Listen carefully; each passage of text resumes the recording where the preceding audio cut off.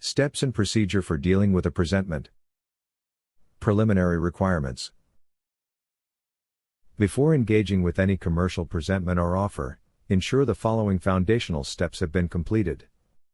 A. Capturing your straw man. File a UCC-1 financing statement, designating your real, biological identity, with upper and lowercase letters, as the secured party and your corporate franchise, in all capital letters, as the debtor. B. Filing a security agreement. Submit a security agreement in the commercial registry, either on the original UCC-1 or a UCC-3 change statement, where the debtor indemnifies the secured party by pledging all debtor's property as collateral. C. Receiving an actual presentment/offer. Confirm receipt of a presentment, demand for payment or acceptance, within 10 days of receiving it. Ensure it's not just a notice but an actionable document requiring your response. D. Sending actual and constructive notice, ACN. Dispatch an ACN, a non-negotiable bill of exchange, to the Secretary of the Treasury to offset the debt against your birth certificate, converting public debt/liability into private credit/asset. Procedure for dealing with a presentment. 1. Document preparation. Make multiple copies of the presentment. Stamp the copies with accepted for value all related endorsements, front and back, in accordance with UCC 3419 and House Joint Resolution 192 of June 5, 1933. Sign and date in blue ink.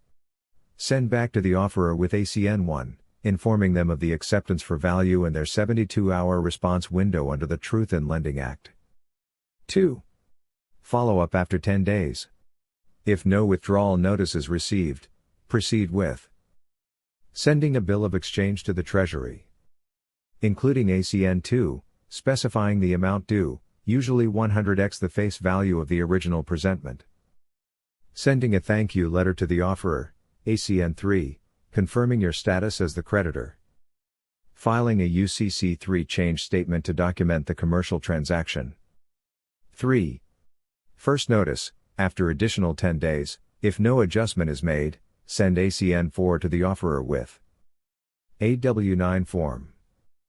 A request for fiduciary tax reporting or individual tax return, 1040. 4.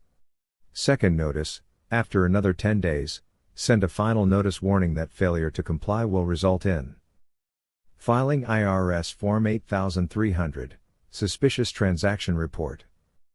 Submitting a Suspicious Activity Report, SAR, to FinCEN, which reaches multiple federal agencies. Mailing protocols. All mailings should be sent via certified or registered mail with proof of service. Preferably, use a third party for mailing with an affidavit of service notarized for legal integrity. This structured approach ensures all commercial presentments are handled within the legal framework of UCC provisions, maintaining your position as the secured party and holder in due course.